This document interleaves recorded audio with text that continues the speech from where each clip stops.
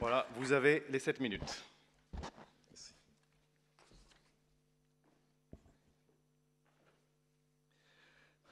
Mesdames et messieurs, honorables participants, je remercie les organisateurs de 5 Éducation d'avoir bien voulu m'inviter à cette deuxième édition et surtout de me donner l'occasion de partager avec cette auguste assemblée quelques réflexions sur l'avenir de l'enseignement supérieur africain. Permettez-moi de rappeler quelques éléments de contexte spécifiques à l'Afrique avant d'en venir aux défis majeurs de l'enseignement supérieur. Premièrement, quelques éléments de contexte, une démographie galopante, comme on vient de le dire. Il s'agit de la démographie africaine. En effet, selon les Nations Unies, la population de l'Afrique était de 1,203 milliard en 2016, soit 974 millions pour l'Afrique subsaharienne et 229 millions pour l'Afrique du Nord. Cette population sera de 2,428 milliards en 2050, dont 2,81 milliards pour la partie subsaharienne. L'une des caractéristiques de cette population est sa jeunesse, puisque les moins de 15 ans représentent 40 à 43%. C'est vraiment énorme.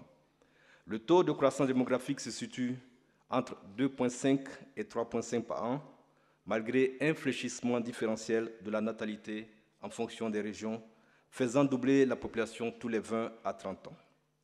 Cette croissance rapide a des répercussions sur le système éducatif du fait de l'insuffisance des infrastructures pouvant accueillir dans de bonnes conditions les élèves et les étudiants. Les besoins étant relativement importants, des investisseurs privés saisissent ces opportunités et mettent en place des structures de formation de plus ou moins bonne qualité pour satisfaire la demande. Le contexte africain est aussi marqué par un net retard technologique. Il est très différent de celui de l'Asie, où le développement connaît actuellement une importante accélération, démontrant ainsi le rôle moteur de l'innovation technologique dans la croissance économique.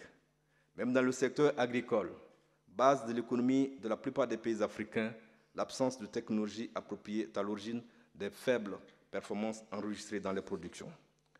Nonobstant les difficultés, les pays africains avancent progressivement dans leur développement. Ils ont cependant besoin toutefois de la disponibilité d'une main-d'œuvre qualifiée. C'est un défi que le système éducatif et particulièrement l'enseignement supérieur doit relever. L'enseignement supérieur et les défis actuels et futurs. Les pays émergents d'Asie et de l'Amérique latine ont consenti d'énormes efforts en investissant dans l'enseignement supérieur. Ces investissements ont porté sur les infrastructures, les équipements de pointe, les formations de formateurs. Ces pays ont aussi tiré un profit remarquable de leur dividende démographique à partir d'un dividende éducatif dont la résultante est la construction d'une masse critique d'ingénieurs et de techniciens, de cadres hautement qualifiés pour rendre les entreprises de ces régions compétitives. L'enseignement supérieur en Afrique au sud du Sahara, confronté à des effectifs de plus en plus importants, a besoin de rechercher des solutions pour répondre à cette exigence liée à la démographie. Par quels moyens pourrait-on trouver des solutions durables à l'accroissement sans précédent des effectifs dans le supérieur? Mesdames et messieurs, la construction d'infrastructures pour accueillir une partie des étudiants, notamment les nouveaux, demeure une solution satisfaisante pour les parents qui se rassurent de voir leurs enfants étudier dans une salle de classe ou dans un amphithéâtre. Cependant, la construction de nouvelles infrastructures figure de moins en moins dans les plans de développement dans la plupart des pays et n'est donc pas perçue parmi les priorités. En revanche, de nombreuses universités et grandes écoles privées ont été créées à juste titre pour résorber une partie de cette population étudiante qui ne peut être inscrite dans les institutions publiques. Sous l'effet de la mondialisation et des TIC, l'enseignement supérieur se transforme. Les technologies, comme vous le voyez, les technologies nouvelles permettent de suivre des programmes internationaux sans avoir besoin d'émigrer. L'enseignement supérieur africain ne devrait pas rater cette révolution qui s'opère et qui transforme l'environnement de la formation. À l'instar du téléphone mobile, dont l'utilisation est véritablement démocratisée sur le continent, les TIC constituent une opportunité pour l'ensemble des élèves et étudiants d'accéder à des formations de qualité. De fait, la production d'outils tels que les MOOC devrait être une préoccupation pour les formateurs et les gestionnaires du système. La disponibilité des instruments d'apprentissage est en effet de nature à rassurer les apprenants, les parents ainsi que les futurs employeurs. Toutefois, Les programmes doivent être adaptés aux réalités nationales. Dans ce registre, l'Université virtuelle de Côte d'Ivoire suscite à la fois espoir et inquiétude du fait des problèmes de connectivité à l'Internet encore trop limitées et coûteuses en Afrique. Le développement de cette université pourrait cependant être un exemple visant à favoriser la formation des étudiants à partir de méthodes innovantes. Alors, la construction et la disponibilité des bâtiments suffisent-elles? Le nombre de formateurs motivés ainsi que les personnels administratifs et techniques pour accompagner le processus constitue également une source de préoccupation. Que faire et comment faire pour relever le défi? L'enseignement supérieur africain doit viser en permanence un niveau de qualité respectant les standards internationaux afin d'inspirer la confiance des employeurs. Que ce soit les institutions publiques ou privées, il est nécessaire de mettre en place un système d'assurance qualité et d'inciter à des accréditations internationales. Si la recherche de la qualité est fixée comme un objectif commun pour tous les acteurs du système, alors les innovations à introduire pourraient être acceptées par toutes les parties impliquées dans la formation, notamment les parents, les élèves, l'État, les employeurs et les partenaires financiers. Dans ce sens, et pour faire face aux effectifs croissants, l'introduction des technologies de l'information et de la communication TIC pourrait favoriser l'éclosion de comportements nouveaux et accessibles. Mesdames et messieurs, l'un des problèmes récurrents auxquels le système est confronté est l'insertion professionnelle des diplômés.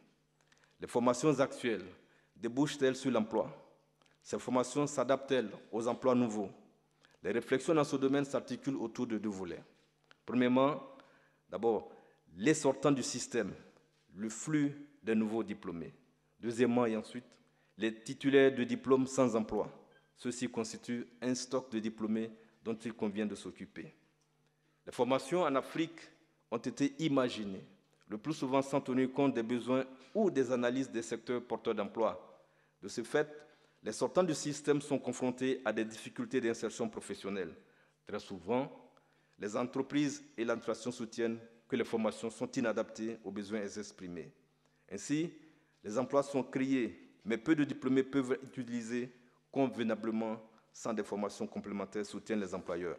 À cet égard, des réformes pédagogiques s'avèrent indispensables à l'effet de conformer les programmes de formation aux exigences du marché du travail.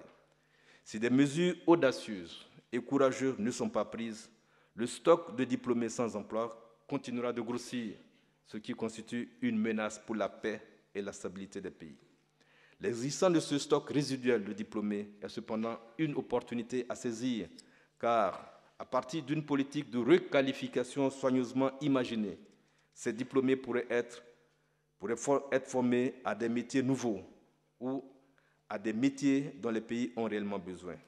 Que ce soit dans le secteur agricole ou dans l'industrie, la reconversion de ce stock en ouvriers qualifiés peut être un atout considérable pour la modernisation de l'agriculture ou la redynamisation des entreprises. Cela nécessitera cependant de disposer de financements conséquents, tout comme pour l'ensemble du système. Le financement de l'enseignement supérieur devient une nécessité à laquelle une attention particulière doit être portée. En effet, l'État et les partenaires au développement ne disposent pas toujours de moyens pour financer les énormes besoins d'investissement indispensables pour avoir un système performant. En outre, le coût de la formation n'est pas supportable par les seules familles, même avec l'émergence de classes moyennes. Il s'avère donc nécessaire de rechercher des financements innovants. Il s'agit, selon mes propositions, premièrement, de faire contribuer les entreprises en les impliquant dans la chaîne des valeurs pédagogiques. Deuxièmement, de développer des partenariats publics-privés, d'explorer les prêts étudiants avec le secteur financier. Le schéma ne fonctionnera réellement que si les modes de gouvernance évoluent vers plus d'autonomie des institutions. Améliorer significativement la gouvernance du système est l'un des facteurs susceptibles de lui redonner une nouvelle vitalité. Dans ce domaine, l'Afrique n'a pas tout à fait suivi les évolutions à l'échelle mondiale. En effet, dans les pays de l'OCDE, par exemple, la gouvernance de l'enseignement supérieur a connu depuis les années 90 des évolutions qui vont dans le sens d'une plus grande indépendance, d'une autonomie de fonctionnement. Cela a favorisé le maintien sur le long terme de la qualité et du rayonnement des formations en dehors des frontières nationales. Les universités et les grandes écoles doivent fonctionner à l'image de grandes entreprises en constituant des cartels d'institutions pour attirer des investissements et créer en leur sein des start-up destinées à devenir des modèles pour les étudiants. Dans ce sens, des partenariats sont nécessaires avec les institutions de haut niveau afin de faciliter à la fois la mobilité des formateurs et celle des étudiants. Alors, pour conclure, mesdames et messieurs, il est important de relever que le développement de l'enseignement supérieur devra être organisé autour de valeurs à respecter comme dans les entreprises, de sorte que dans la confiance, les barrières linguistiques et les frontières disparaissent progressivement.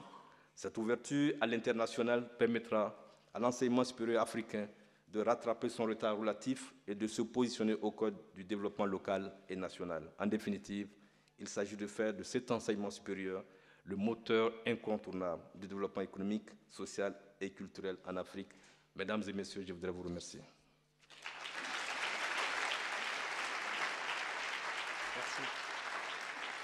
Merci.